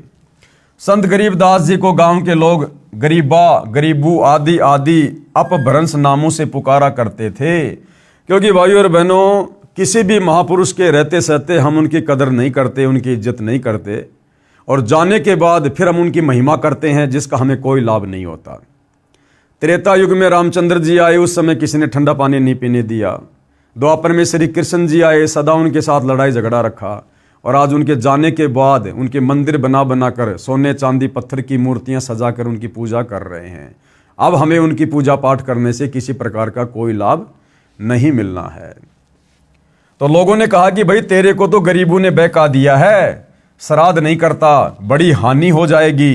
परंतु भगत को अटल विश्वास हो चुका था, क्योंकि वो तो अपनी आंखों से देख चुका था। आजीवन मर्यादा में रहकर साधना करके जीवन सफल किया। जीवन में कोई हानि नहीं हुई, अपितु अद्भुत लाभ हुए। धनी हो गया, सैकड़ों गाय मोल ले ली, बड़ी हवेली यानी कोठी बना ली। कुछ वर्ष पश्चात बच्चों ने भी दीक्षा ले ली, सुखी जीवन जिया। यानी हमारे धर्मगुरु जो हमें डराते हैं ना कि श्राद्ध नहीं निकालोगे तुम्हारे घर में ये नुकसान हो जाएगा, वो नुकसान हो जाएगा। भाइयों और बहनों, नुकसान हो जाएगा, लेकिन वो नुकसान उन लोगों को होगा जिनको सतगुरु की शरण प्राप्त नहीं है, जिनको तत्वदर्शी संत की शरण प्राप्त नहीं है। उसके बाद तो वो देवी देवता उसका घनचक्कर बना देंगे, घनचक्कर, यदि उनकी पूजा पाठ नहीं की, उनका भाग समय पर नहीं निकाला तो। और जिस दिन आप सतगुरु की शरण में आकर, जैसे वर्तमान में धरती पर पूर्ण संत सतगुरु रामपाल जी हैं, इनकी शरण में आने के बाद ये पाखंड पूजा तो हमने छोड़नी पड़ेगी। श्राद्ध निकालना, पितृ पूजा, प्रेत पूजा, देवी देवताओं की पूजा, मंदिर मस्जिद चर्च गुरुद्वारों में जाकर वो आदि अधूरी साधना करना, तीर्थों पे जाना, धामों पे जाना, पैदल यात्रा करना, कावड़ वावड़ लेके आना, ये सारी की सारी शास्त्र विरुद्ध साधना हमने त्यागनी पड़ेगी। परंतु सच्चे सतगुरु की शरण में आने के बाद ये काल बली हमारी तरफ आंख उठा के भी नहीं देख सकता। इसलिए यदि आप सतगुरु की शरण में आए बिना उन पाखंड पूजाओं को त्यागते हैं तो हो सकता है आपको नुकसान हो जाए। परंतु सतगुरु के शरण में आने के बाद जब हम उन पाखंड पूजाओं को त्यागते हैं, ठोकर मारते हैं, और यदि मर्यादा में रहेंगे, ये काल बली हमारा बाल भी बाका नहीं कर सकता। अन्य उदाहरण दे रहे हैं गुरुदेव भगवान पाखंड पूजा को लेकर, विशेषकर श्राद्ध के खंडन को लेकर। लेखक यानी संत रामपाल जी द्वारा श्राद्ध भ्रम खंडन सत्य कथा। अब गुरुदेव भगवान अपनी जुबानी सत्य कथा बता रहे हैं कि किस प्रकार से हमारे नादान धर्मगुरुओं ने श्राद्ध के नाम पर समाज को भ्रमित किया हुआ है। मेरे पूज्य गुरुदेव स्वामी राम देवानंद जी बड़ा पैतावास, तहसील चरखी दादरी, जिला भिवानी, प्रांत हरियाणा के निवासी थे। अब यहां पर भाइयों और बहनों एक शब्द इस्तेमाल किया है सतगुरु रामपाल जी ने कि मेरे पूज्य गुरुदेव स्वामी राम देवानंद जी। अभी भाइयों और बहनों, आप परमेश्वर जी की शरण से दूर हैं, आपने अभी उनके सत्संग सुनने शुरू नहीं किए हैं, इसलिए ये बात अभी आपको समझ में नहीं आएगी। जब आप उनसे उपदेश लेकर धीरे धीरे भक्ति मार्ग में आगे बढ़ेंगे तो आप जी को पता चलेगा कि सतगुरु रामपाल जी तो स्वयं जगत गुरु हैं। जगत गुरु यानी सारे संसार के गुरु, सारी सृष्टि के गुरु हैं, सबको ज्ञान देने वाले हैं। फिर भला इन्हें गुरु बनाने की क्या आवश्यकता। लेकिन इस लोक के विधान अनुसार गुरु शिष्य परंपरा को बनाए रखने के लिए जब जब ये कबीर परमात्मा परम अक्षर ब्रह्म शतलोक से चलकर संत रूप में धरती पर प्रकट होता है, तो यहाँ के नियम अनुसार इन्होंने एक अच्छी आत्मा को अपने गुरु के रूप में, सांसारिक दिखावे के रूप में इन्होंने धारण करना पड़ता है, ताकि गुरु शिष्य परंपरा बनी रहे और यहाँ की मर्यादा भी बनी रहे। अन्यथा सतगुरु रामपाल जी तो स्वयं जगत गुरु हैं, गुरुओं के गुरु हैं, संत शिरोमणि हैं, इन्हें गुरु बनाने की आवश्यकता नहीं है। और जो व्यक्ति किसी को गुरु बनाकर फिर उससे ज्ञान ग्रहण करके आगे ज्ञान देता है, फिर हम उसको जगत गुरु की उपाधि नहीं दे सकते। इसलिए इस गूढ़ रहस्य को आप जी उस समय समझेंगे जब आप सतगुरु से शरण लेकर धीरे धीरे उनके सत्संग सुनेंगे। जो लगभग 16 वर्ष की आयु में पूर्ण परमात्मा की प्राप्ति के लिए अचानक घर त्याग कर निकल गए थे। कौन? सतगुरु रामपाल जी के मुंह बोले गुरुदेव। प्रतिदिन पहनने वाले वस्त्रों को अपने ही खेतों के निकट घने जंगल में किसी मरे हुए पशु की अस्थियों के पास डाल गए। शाम को घर न पहुंचने के कारण घर वालों ने जंगल में तलाश की। रात्रि का समय था। कपड़े पहचान कर दुखी मन से पशु की अस्थियों को बच्चे की अस्थियां जानकर उठा लाए तथा ये सोचा कि बच्चा जंगल में चला गया, किसी हिंसक जानवर ने खा लिया। अंतिम संस्कार कर दिया। सारी क्रियाएं की, 13वीं बरसोदी आदि आदि की तथा श्राद्ध भी निकालते रहे। अब बताओ, वो महापुरुष तो जिंदा जीवित खाली घर वालों को धोखा देने की दृष्टि से, ताकि वो मेरा पीछा ना करें, मुझे खोजने की कोशिश ना करें, इसलिए अपने कपड़े निकालकर किसी मरे हुए जानवर की हड्डियों के पास डाल गए। और पीछे से हमारे धर्मगुरुओं ने यह कहकर कि भैया इसको तो किसी हिंसक जानवर ने खा लिया, अब इसकी गति करवाओ। और उसकी 12वीं 13वीं गंगा जी में अस्थियां डालना, उसके बाद उसकी बरसोदी करना, फिर श्राद्ध निकलवाने शुरू कर दिए उस जीवित महापुरुष के। इसको कहते हैं अंधश्रद्धा भक्ति खतरा ए जान, पाखंड पूजा भ्रमित पूजा मनमाना आचरण। लगभग 104 वर्ष की आयु प्राप्त होने के उपरांत स्वामी जी अचानक अपने गांव बड़ा पैतावास जिला भिवानी तहसील चरखी दादरी हरियाणा में पहुंच गए। यानी काफी लंबे समय के बाद, लगभग 90 साल के बाद आदरणीय रामदेवानंद जी वापस अपने गांव में गए। स्वामी जी का बचपन का नाम श्री हरिद्वारी जी था तथा पवित्र ब्राह्मण कुल में जन्म था। मुझदास को पता चला, यानी सतगुरु रामपाल जी कह रहे कि जब मुझे इस बात का पता चला तो मैं भी अपने गुरु जी के दर्शनों के लिए उस गांव में पहुंच गया। स्वामी जी की भाभी जी जो लगभग 92 वर्ष की आयु की थी, मैंने उस बुढ़िया से पूछा कि हमारे गुरुजी के घर छोड़ जाने के उपरांत क्या महसूस किया। उस बुढ़िया ने बताया कि मेरा विवाह हुआ, तब मुझे बताया गया कि इनका एक भाई हरिद्वारी था जो किसी हिंसक जानवर ने जंगल में खा लिया था, उसके श्राद्ध निकाले जा रहे हैं, मुझे भी इनके श्राद्ध निकालने को कहा गया। बुढ़िया ने बताया कि 70 श्राद्ध तो मैं अपने हाथों निकाल चुकी हूं। यानी 70 साल से तो वो बुढ़िया उस जीवित महापुरुष के श्राद्ध निकाल रही थी, हमारे ज्ञानहीन धर्म गुरुओं के कहने पर। और जब कभी फसल अच्छी नहीं होती या कोई घर का सदस्य बीमार हो जाता तो अपने पुरोहित यानी गुरुजी से कारण पूछते तो वह कहा करता कि हरिद्वारी वो पितर बना हुआ है, वो तुम्हें दुखी कर रहा है। श्राद्धों के निकालने में कोई अशुद्धि रही है, यानी तुमने श्राद्ध ढंग से नहीं निकाले, तुम्हारा हरिद्वारी जो पितर बन गया ना मरने के बाद, वो दुखी कर रहा है, वो नुकसान कर रहा है। जबकि हरिद्वारी जी अर्थात आदरणीय रामदेवानंद जी तो लोगों को उपदेश देकर उनका उद्धार कर रहे थे, लेकिन हमारे भ्रमित धर्मगुरु पंडित जन ब्राह्मण क्या कहते थे कि वो नुकसान कर रहा है। अब की बार सारी क्रिया मैं स्वयं अपने हाथों से करूंगा। कौन बोला? वो गुरुजी। पहले मुझे समय नहीं मिला था क्योंकि एक ही दिन में कई कई जगह श्राद्ध क्रियाएं करने जाना पड़ा, इसलिए बच्चों को भेजा था। तब तक गुरु भेंट चढ़ाओ ताकि उसे शांत किया जाए, यानी कुछ दान दक्षिणा चढ़ाओ। तब उसे 21 या 51 रुपए जो भी कहता था डरते भेंट करते थे। फिर श्राद्धों के समय गुरुजी स्वयं श्राद्ध करते थे, तब मैंने कहा माता जी अब तो छोड़ दो इस गीता जी विरुद्ध साधना को, नहीं तो आप भी प्रेत बनोगी श्राद्ध निकालने के चलते। क्योंकि गीता अध्याय 9 श्लोक 25 सुनाया, तब वह बुढ़िया कहने लगी गीता जी तो मैं भी पढ़ती हूँ। दास ने कहा आपने पढ़ा है परंतु समझा नहीं, आगे से तो बंद कर दो इस साधना को, श्राद्ध को। बुढ़िया ने उत्तर दिया ना भाई, कैसे छोड़ दें श्राद्ध निकालना, ये तो सदियों पुरानी परंपरा है। बताओ, आंखों देखने के बाद कि तेरा देवर हरद्वारी जिंदा है, जिसको मरा हुआ जानकर इन ज्ञानहीन भ्रमित धर्म गुरुओं के कहने पर वो 70 श्राद्ध निकाल चुकी थी। और जब गुरुदेव ने उसको बताया, समझाया, गीता जी का हवाला दिया अध्याय 9 श्लोक नंबर 25 का, कि श्राद्ध निकालने वाले भूत बनेंगे, देवताओं को पूजने वाले देवताओं के पास जाएंगे, पितरों को पूजने वाले पितरों के पास जाएंगे। उसके बाद बुढ़िया कहती भाई गीता जी तो मैं भी पढ़ती हूँ, लिखा तो यही है। तो गुरुदेव ने कहा कि बुढ़िया अब तो छोड़ दे श्राद्ध निकालना, आदमी तेरे सामने जीवित है। तो बुढ़िया करी ना भाई, इब के या लाग छुट्टे से, ये तो पुरानी परंपरा है, पुरानी परंपरा, ये तो निकालने ही पड़ेंगे।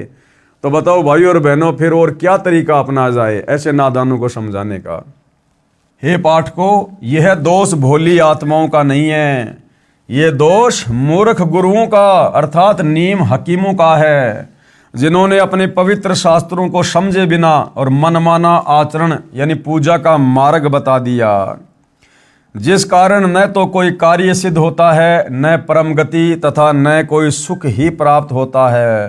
प्रमाण कहाँ है? गीता अध्याय 16 श्लोक नंबर 23 और 24 कि अर्जुन, शास्त्र विधि को त्याग कर जो मनमाना आचरण करते हैं, मनमानी भक्ति साधना करते हैं, जैसे श्राद्ध निकालना, मंदिर मस्जिद चर्च गुरुद्वारों में जाकर पूजा पाठ करना, प्रेत पूजा करना, पितृ पूजा करना, कावड़ लेके आना, तीर्थों पे जाना, धामों पे जाना, पैदल यात्रा करना, देवी देवताओं की पूजा करना, ब्रह्मा विष्णु महेश की पूजा करना, ये सब मनमाना आचरण है। पवित्र चारों वेद और गीता जी में इस प्रकार की साधना को मनमाना आचरण कहा है, जिससे किसी भी प्रकार का कोई भी आध्यात्मिक लाभ साधक को नहीं होता है।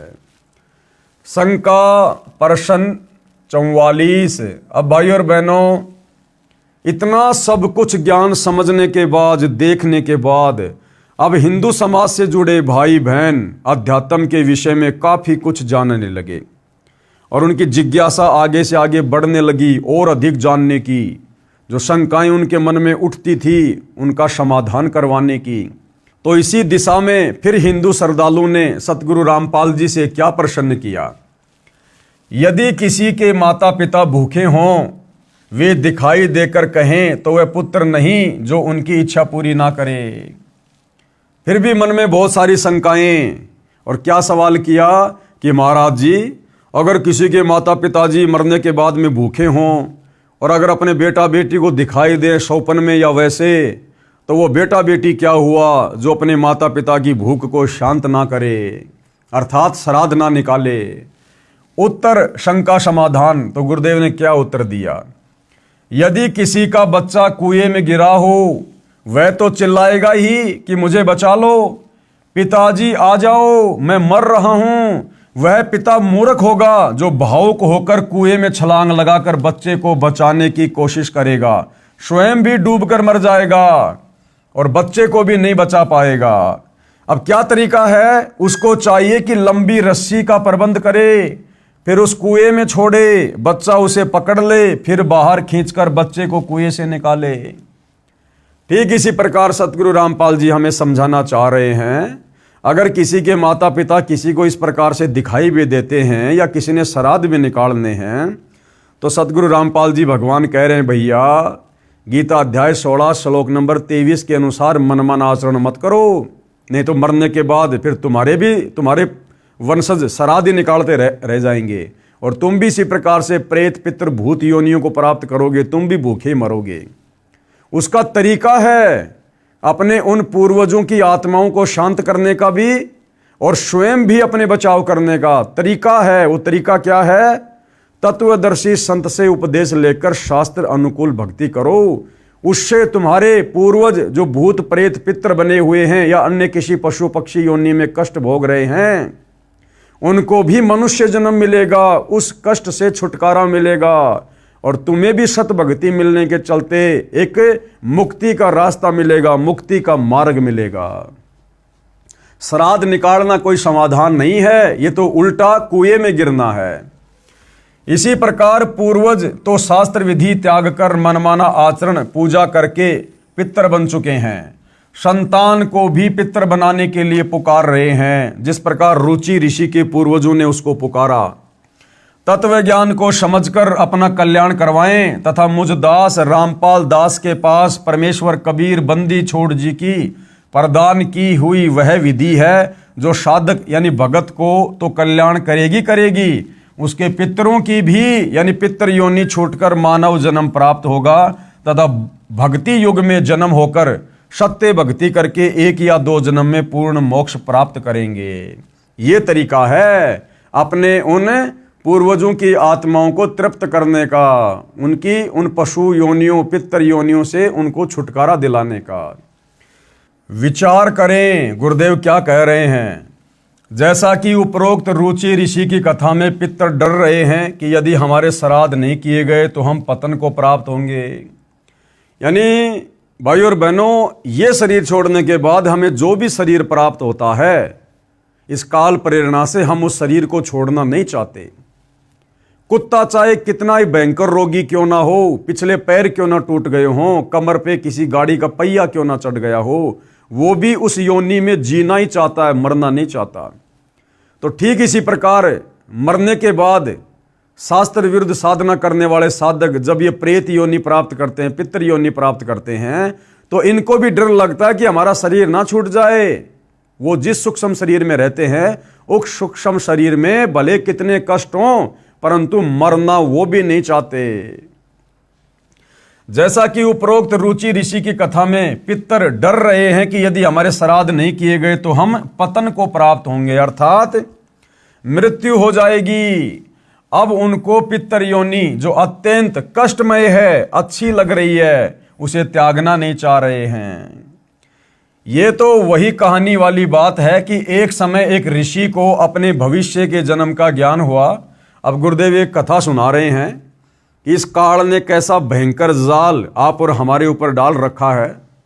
हम मनुष्य हैं, आज वर्तमान में हर प्रकार से सुख सुविधा भोग रहे हैं, परंतु मरना कोई नहीं चाहता। चाहे हॉस्पिटल में भयंकर रोग से आदमी सड़ रहा है और पता है कि तुम मरेगा, लेकिन फिर भी मरना नहीं चाहता। अपनी जमीन बेच देगा, गहने बेच देगा अपने इलाज के लिए। इसी प्रकार शरीर छूटने के बाद जब हम अन्य योनियों में जाते हैं, जो शास्त्र अनुसार भक्ति साधना नहीं करते, भले वो सूअर की योनि में चला गया। अब सूअर का क्या जीवन भाई और बहनों, गधे का क्या जीवन, कितना कष्ट, दुख ही दुख है। परंतु वो गधा भी मरना नहीं चाहता, उस शरीर को उत्तम शरीर मान रहा है। वो सूअर भी मरना नहीं चाहता, उस शरीर को उत्तम शरीर मान रहा है। तो इसी विषय में पूज्य गुरुदेव भगवान हमें एक ऋषि की कथा सुना रहे हैं, जो इसी प्रकरण से संबंधित है। एक समय एक ऋषि को अपने भविष्य के जन्म का ज्ञान हुआ। उसने अपने बेटों को बताया कि मेरा अगला जन्म फला फला व्यक्ति के घर पर एक सूअरी से होगा और मैं सूअर का जन्म पाऊंगा। उस सूअरी के गले में गांठ है, यह उसकी पहचान है। उसके पेट से मेरा जन्म होगा। मेरी पहचान ये होगी कि मेरे सिर पर गांठ होगी जो दूर से दिखाई देगी। मेरे बच्चों, उस व्यक्ति से मुझे मोल ले लेना तथा मुझे मार देना और मेरी गति कर देना। यानी उस व्यक्ति को पता था, जो मनुष्य जन्म में था वो ऋषि, कि भाई मेरा अगला जन्म सूअरी के पेट से होगा। और अपने बच्चों को उसने पहले बता दिया कि बच्चों, सूअर का जन्म तो बड़ा दुखदायी होता है, बड़ा कष्टदायी होता है। बच्चों, मैं बड़ा दुख पाऊंगा, इसलिए तुम एक काम करना, मैं तुम्हें पहले बता रहा हूं कि मेरा अगला जन्म फला फला व्यक्ति के घर पर जो सूअर है ना, वहां एक सूअरी के पेट से होगा। और कौन सी सूरी के पेट से होगा? जिस सूरी के जो है गले के पास में गांठ होगी, तुम पहचान कर लेना। और उस सूरी के पेट से जन्म लिया हुआ मैं कौन सा बच्चा होऊंगा? मेरे सर में गांठ होगी जो दूर से दिखाई देगा, तो तुम पहचान कर लेना कि ये हमारा पिताजी है, और मुझे मोल ले लेना और फिर मेरे को मार देना किसी भी प्रकार से, ताकि मेरी गति हो जाए, उस शरीर से मेरा छुटकारा हो जाए। बच्चों ने कहा, बहुत अच्छा पिताजी। ऋषि ने फिर आंखों में पानी भरकर कहा कि बच्चों, कहीं लालचवश मुझे मोल न लो और मुझे तुम मारो नहीं। ये कार्य तुम अवश्य करना, नहीं तो मैं सुअर योनि में महाकष्ट उठाऊंगा। बच्चों ने पूर्ण विश्वास दिलाया कि पिताजी, हम जरूर आपका कल्याण करवा देंगे। उसके पश्चात कुछ दिनों में उस ऋषि का देहांत हो गया। उसी व्यक्ति के घर पर उसी गले में गांठ वाली सूरी के वही सिर पर गांठ वाला बच्चा भी अन्य बच्चों के साथ उत्पन्न हुआ। उस ऋषि के बच्चों ने वह सूरी का बच्चा मोल ले लिया, तब उसे मारने लगे। उसी समय वह बच्चा बोला, उसी समय काल प्रेरणा से वो बच्चा बोला, बेटा मुझे मत मारो, मेरा जीवन नष्ट करके तुम्हें क्या मिलेगा। क्योंकि अब उस सूअर की योनि में आने के बाद उसे लगा कि बस बहुत बढ़िया है, आनंद ही आनंद है। सारा दिन गटर में पड़े रहते हैं, गंदगी में नाक रगड़ते रहते हैं, ना कमाना ना धमाना, ना स्कूल जाना, ना फीस भरना, ना नमक तेल मिर्च की चिंता, बस इससे बड़ा जीवन और कुछ नहीं है। तो जब वो बेटे गए और उसको मोल ले लिया और जैसे मारने लगे, तो तुरंत वो बोला कि बेटा मुझे मत मारो, अरे मैंने तुम्हारा क्या बिगाड़ दिया, मुझे रहने दो। तब उस ऋषि के पूर्व जन्म के बेटों ने कहा, पिताजी आपने ही तो कहा था। तब वह सूअर के बच्चे रूप में ऋषि बोला कि मैं आपके सामने हाथ जोड़ता हूं, मुझे मत मारो। मेरे भाइयों यानी अन्य सूअर के बच्चों के साथ मेरा दिल लग रहा है, मुझे बख्श दो। बच्चों ने वह बच्चा छोड़ दिया और मारा नहीं। इसी प्रकार ये जीव जिस भी योनि में उत्पन्न हो जाता है उसे त्यागना नहीं चाहता, जबकि यह शरीर एक दिन सभी का जाएगा। इसलिए भावुकता में न बहकर थोड़ा विवेक से कार्य करना चाहिए। ये दास रामपाल दास जो साधना बताएगा उसे आम के आम और गुटलियों के दाम भी मिलेंगे। यानी आत्मा का कल्याण तो होगा ही होगा। हमें यहां भी जब तक जिएंगे सर्व लाभ होंगे, सर्व सुख होंगे। इसी विष्णु पुराण में तीसरे अंश के अध्याय 15 श्लोक 55 से 56 पर 213 पर लिखा है कि और वो ऋषि शगर राजा को बता रहा है। क्या बता रहा है? हे राजन, श्राद्ध करने वाले पुरुष से पितरगण विश्वदेवगण आदि सभी संतुष्ट हो जाते हैं। हे भूपाल, पितरगण का आधार चंद्रमा है और चंद्रमा का आधार योग, योग यानी शास्त्र अनुकूल भक्ति है। इसलिए श्राद्ध में, अब देखो विष्णु पुराण क्या बता रहा हमारे को, श्राद्ध निकालने की क्या विधि बता रहा है। इसलिए श्राद्ध में योगी यानी तत्व ज्ञान अनुसार शास्त्र विधि अनुसार साधक जन को अवश्य बुलाएं। यदि श्राद्ध में 1000 ब्राह्मण भोजन कर रहे हों, कौन से ब्राह्मण? जो शास्त्रों को त्याग कर भ्रमित साधना करते हैं, उस प्रकार के 1000 ब्राह्मण अगर श्राद्ध में बैठकर भोजन कर रहे हों, उनके सामने एक योगी यानी एक भगत। कौन सा भगत? जो तत्वदर्शी संत से उपदेश लेकर शास्त्रों के अनुसार भक्ति कर रहा हो। उनके सामने एक योगी शास्त्र अनुकूल साधक भी हो तो वह उन 1000 ब्राह्मणों का भी उद्धार कर देता है तथा यजमान का भी उद्धार कर देता है। पितरों का उद्धार का अर्थ है कि पितरों की योनि छूटकर मानव शरीर मिलेगा। यजमान तथा ब्राह्मणों के उद्धार से तात्पर्य यह है कि उनको सत्य साधना का उपदेश करके मोक्ष का अधिकारी बनाएगा। अब भाई और बहनों, आप और हमें देखो घर बैठे कितना बड़ा लाभ मिल रहा है सतगुरु की शरण में आने के बाद।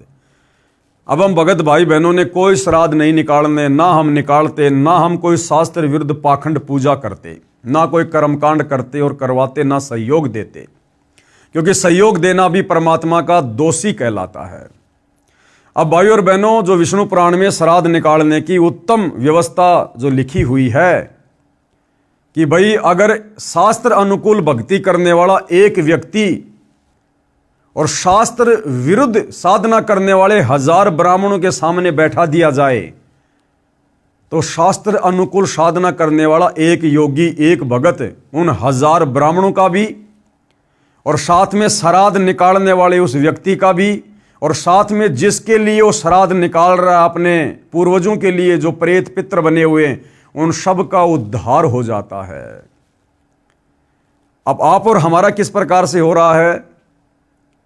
हम सतगुरु रामपाल जी के सत्संग सुनने के लिए जब वे आश्रम में होते हैं, हम आश्रम में जाते हैं। आश्रम में जाकर हम क्या करते हैं? भक्ति विधान अनुसार 10वां अंश दान करते हैं। कुछ दान धर्म के रूप में पैसा गुरुदेव भगवान को समर्पित करते हैं। फिर हमारे उस दान धर्म से वहां आश्रम में आने वाले हजारों भगत भाई बहन जो शास्त्र अनुकूल साधना कर रहे होते हैं, वो सब भोजन भंडारा खाते हैं। यानी भाइयों और बहनों, विष्णु पुराण में तो लिखा कि यदि एक भगत भी, एक योगी जो शास्त्रों के अनुसार साधना करता है, सच्चे तत्वदर्शी संत से उपदेश लेकर उसके भोजन करने से तुम्हारे पितरों का और तुम्हारा भी उद्धार हो जाता है। और जब सतगुरुदेव भगवान आश्रम में होते हैं सशरीर, और उस समय यदि हम आश्रम में जाकर दान करते हैं, उस दान से फिर हजारों भगत भाई बहनों के लिए भोजन की व्यवस्था होती है, और सभी साधक जन, सभी योगी जन हमारे उस दान से भोजन ग्रहण करते हैं। तो सोचो भाई और बहनों, जब हजारों लाखों भगत भोजन खाएंगे तो हमारे पितर तो चुटकी बजाते ही मनुष्य योनि को प्राप्त करेंगे, मनुष्य योनि को। तो ये है उत्तम विधि हमारे उन पूर्वजों की संतुष्टि के लिए, उनकी तृप्ति के लिए, जो हमारे भ्रमित धर्म गुरुओं के द्वारा ये पाखंड पूजा करके और इस प्रकार की निकृष्ट योनियों को प्राप्त हुए हैं। और वर्तमान में हमारे भ्रमित धर्मगुरुओं के द्वारा जिस प्रकार से श्राद्ध निकलवाए जाते हैं पाखंड पूजा के तहत, कर्म कांड के तहत, ये शास्त्र विरुद्ध होने से ना तो उनके पितरों की तृप्ति होगी, और उल्टा वो श्राद्ध निकालने वाला भी पाप का भागी, और श्राद्ध का भोजन खाने वाला उस श्राद्ध निकालने वाले से भी कई गुना ज्यादा पाप का भोगी। पेश है प्रमाण के लिए श्री विष्णु पुराण के 3रे अंश के अध्याय 15 श्लोक 55-56 की फोटोकॉपी, यानी परमाणु सहित सब कुछ बताया जा रहा है। यह विष्णु पुराण का 3रा अंश है। हे भूपाल, यानी हे पृथ्वी के राजा, पितृगण का आधार चंद्रमा है और चंद्रमा का आधार योग है, यानी शास्त्र अनुकूल भक्ति है। इसलिए श्राद्ध में योगी जनों को नियुक्त करना अति उत्तम है, यानी शास्त्र अनुकूल सत भक्ति कर रहे भगत को नियुक्त करना, उसको बुलाना अति उत्तम है।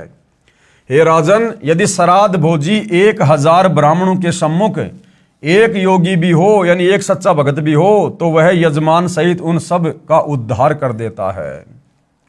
अब सतगुरु रामपाल जी सबसे बड़े योगी हैं, हालांकि परमेश्वर हैं, परमात्मा हैं, लेकिन इस विधि अनुसार हम सोचे विचार करें तो सतगुरु रामपाल जी वर्तमान में धरती पर सबसे बड़े योगी हैं जो शास्त्र अनुकूल सत भक्ति कर रहे हैं।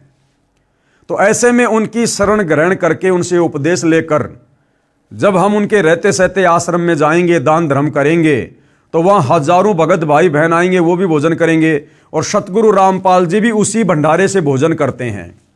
तो सतगुरु रामपाल जी को भोग लगने के बाद उस भगत के जो पूर्वज होते हैं, जो अंध भक्ति करके आज भूत प्रेत पित्र बने हुए हैं, पशु पक्षी योनियों में कष्ट उठा रहे हैं, उन सब को तुरंत मनुष्य जन्म मिलेगा और सतगुरु रामपाल जी उन्हें भी अपनी शरण में लेंगे।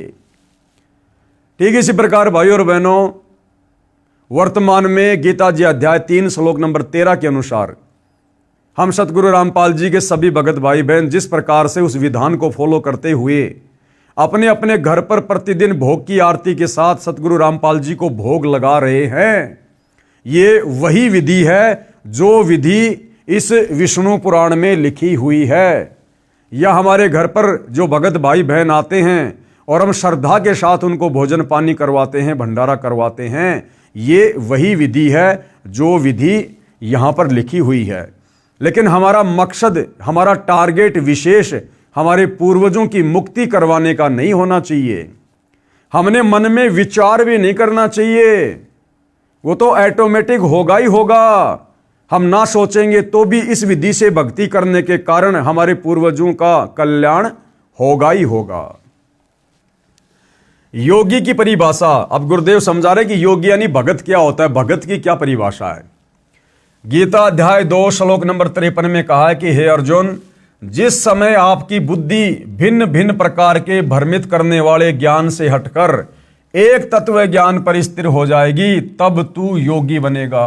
अर्थात तत्वदर्शी संत से सत्संग सुनने के बाद जब हमारा मन, हमारी बुद्धि, हमारा चित्त इस बात को दृढ़ता के साथ में स्वीकार कर लेगा कि सतगुरु रामपाल जी जो शास्त्र अनुकूल प्रमाणित सत भक्ति बता रहे हैं, इस भक्ति के अलावा संसार में दूसरा कोई भक्ति मार्ग नहीं है और सतगुरु रामपाल जी के अलावा आत्मा का कल्याण करवाने वाला परम संत दूसरा कोई धरती पर नहीं है। जब इतना हमें दृढ़ विश्वास हो जाएगा, उसके बाद चाहे ब्रह्मा विष्णु महेश भी कोई भी रूप धारण करके यदि हमें इस सत भक्ति से भ्रमित करने का प्रयास करेंगे तो भी हम डगमग नहीं होंगे और ज्ञान के आधार से उन्हें दो टूक जवाब दे देंगे, उनको भी मुंह की खाके जानी पड़ेगी। जब भगत भक्ति मार्ग पर ज्ञान को आधार बनाकर इतना दृढ़ होगा तब वह योग को प्राप्त करता है, अर्थात तब तो वो भगत कहलाता है, पक्का भगत, सच्चा भगत।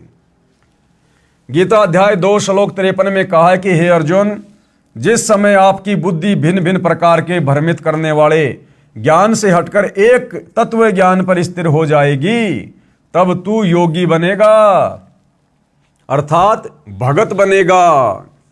अब बहुत सारे भगत क्या करते हैं, सतगुरु रामपाल जी से उपदेश भी ले लिया, ज्ञान को अच्छे से समझा नहीं, सत्संग ध्यान से सुने नहीं, कुछ दिनों बाद यूट्यूब पर देखेंगे फला फला बाबा प्रवचन कर रहा है, सतगुरु रामपाल जी की निंदा चुगली कर रहा है, उनके शास्त्र प्रमाणित सत्संगों में मीन मेख निकाल रहा है, और वो नादान भगत जो सतगुरु रामपाल जी से उपदेश भी ले चुका है लेकिन अपने कमजोर संस्कार के कारण, अपनी ज्ञानहीनता के कारण, सत्संग ज़्यादा ना सुन पाने के कारण और उस काल के दूत की बातों में आ जाता है, जो काल का दूत स्पेशल इसी पंथ में सतगुरु रामपाल जी की संगत को भ्रमित करने के लिए माया मोह नाम के उस व्यक्ति की तरह काल के द्वारा भेजा गया होता है। और यदि वो भगत उसकी मीठी मीठी बातों को सुनकर, क्योंकि कबीर परमात्मा अपनी वाणी में कहते हैं कि भाई बीजक की बाता कहे और बीजक नाही हाथ, और पृथ्वी डुबोवन उतरे ये कर कर मीठी बात। तो वो नादान भगत भ्रमित हो जाता है कि कहीं सतगुरु रामपाल जी से अच्छा ज्ञान, उत्तम ज्ञान, श्रेष्ठ ज्ञान कहीं इस बाबा के पास ना हो। क्यों? क्योंकि उसने ज्ञान को अच्छे से आधार नहीं बनाया। इसलिए परमात्मा कहते हैं भाई ज्ञान संपूर्ण हुआ नहीं, हृदय नहीं छिदाए, और देखा देखी भक्ति का रंग नहीं ठहराए।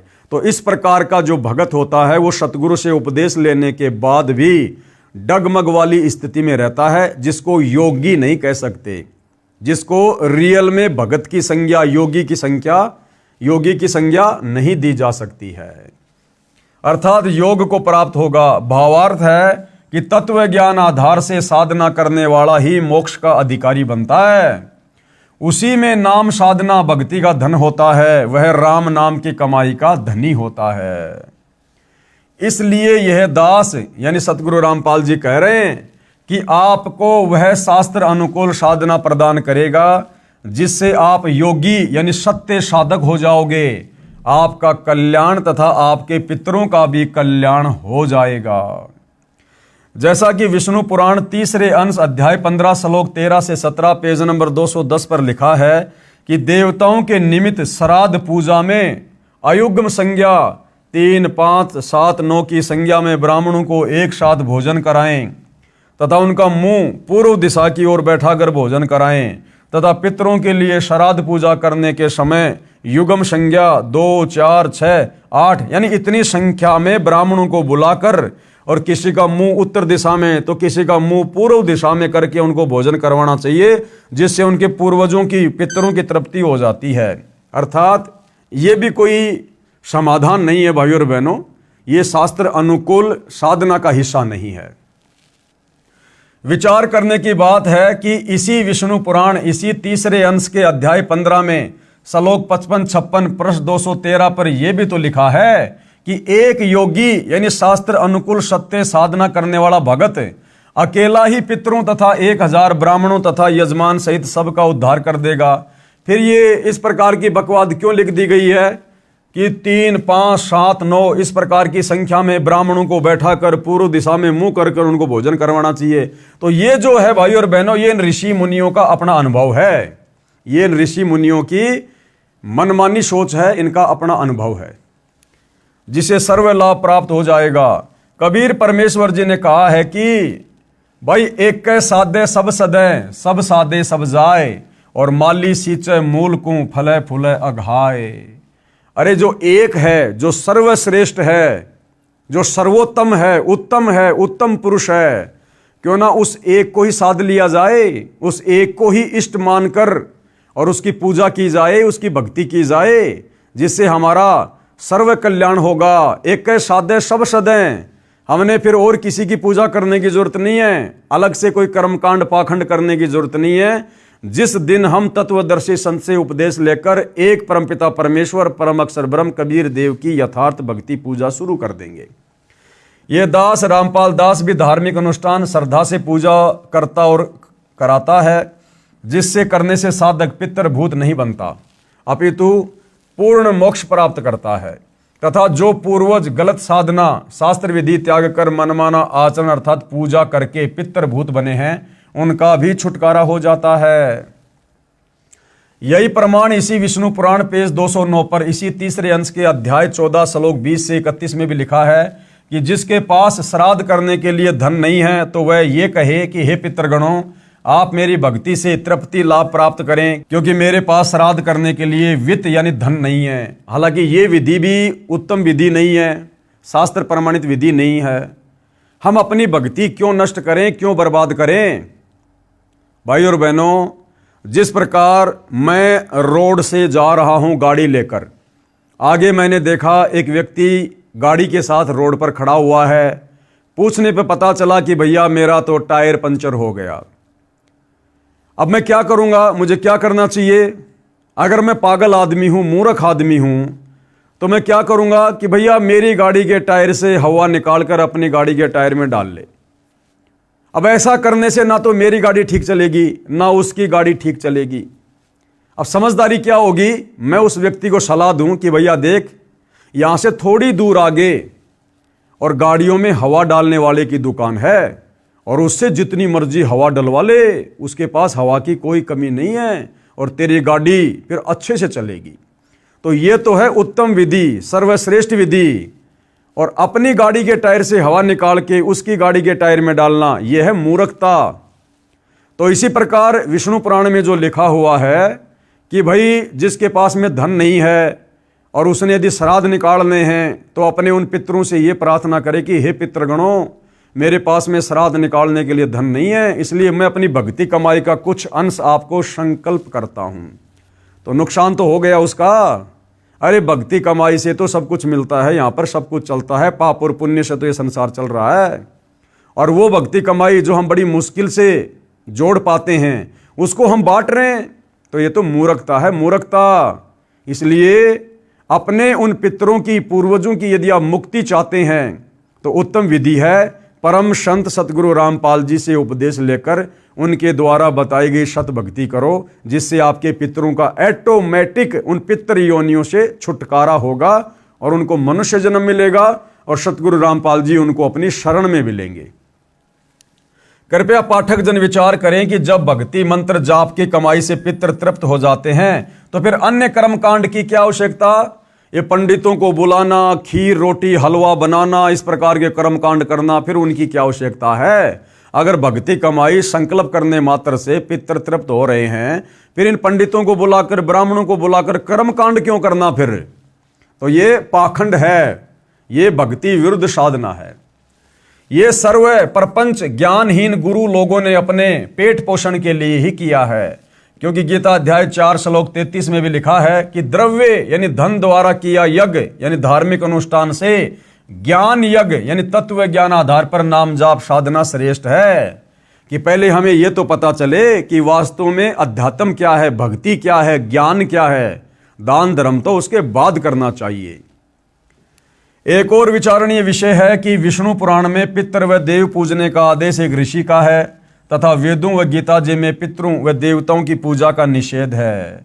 यानी पुराणों में जिस प्रकार से ये श्राद्ध निकालने की, पितृ पूजने की जो विधि लिखी हुई है, ये उन ऋषि मुनियों का अपना अनुभव है, ये परमात्मा का विधान नहीं है।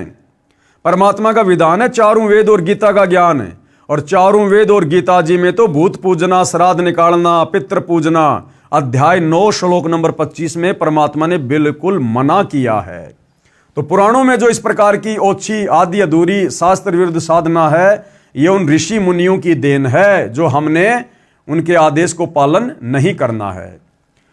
जो आदेश काल ब्रह्म, काल रूपी ब्रह्म भगवान का है, यदि पुराणों के अनुसार साधना करते हैं तो प्रभु के आदेश की अवहेलना होती है, जिस कारण से साधक दंड का भागी होता है, यानी मरने के बाद उसकी भी फिर ऐसे ही दुर्गति होती है। श्राद्ध करने की श्रेष्ठ विधि अब सतगुरु रामपाल जी भगवान समझा रहे हैं कि यदि वास्तव में आपने अपने पितरों की मुक्ति करवानी है तो उसकी श्रेष्ठ विधि क्या है।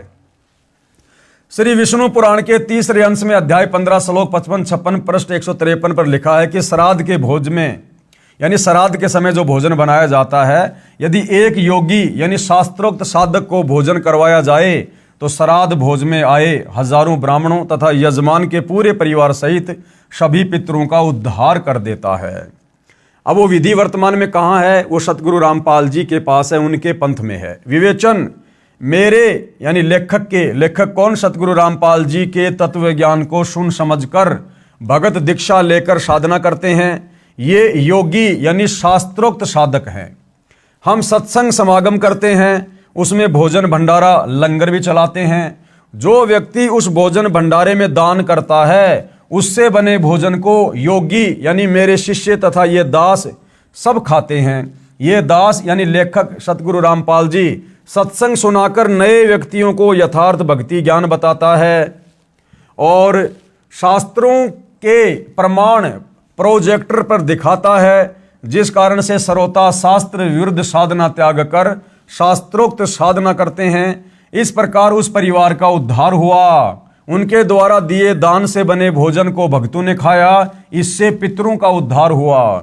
पितर जूनी छूटकर अन्य जन्म मिल जाता है। सत्संग में यदि 1000 ब्राह्मण भी उपस्थित हों तो वे भी सत्संग सुनकर शास्त्र विरुद्ध साधना त्याग कर अपना कल्याण करवा लेते हैं। ये है उत्तम विधि सर्व कार्यों को सिद्ध करने की। ये है वो वाणी, एक साधे सब सदे, सब साधे सब जाए, और माली सींचे मूल कूं फले फुले अघाए।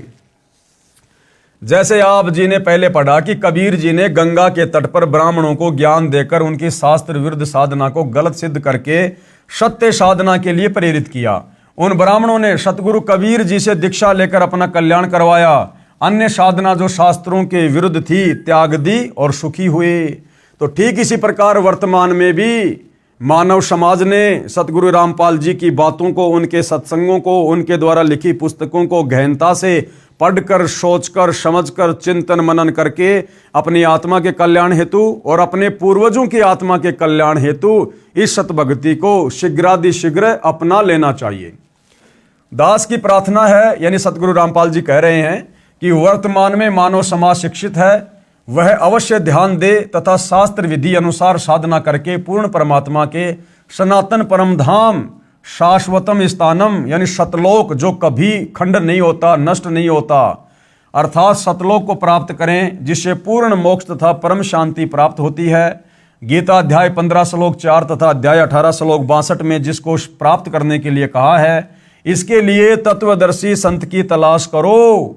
तत्वदर्शी संत के बिना नहीं मिलेगा। और तत्वदर्शी संत के विषय में कहाँ बोला गया है? गीता अध्याय 4 श्लोक 34 कि अर्जुन, उस तत्व ज्ञान को प्राप्त करने के लिए किसी तत्वदर्शी संत की खोज कर, भली भांति उसको दंडवत प्रणाम करके उसको प्रसन्न कर, फिर वो तत्वदर्शी महात्मा तुझे तत्व ज्ञान का उपदेश करेंगे, जिससे आपको परम शांति होगी और परम गति प्राप्त होगी।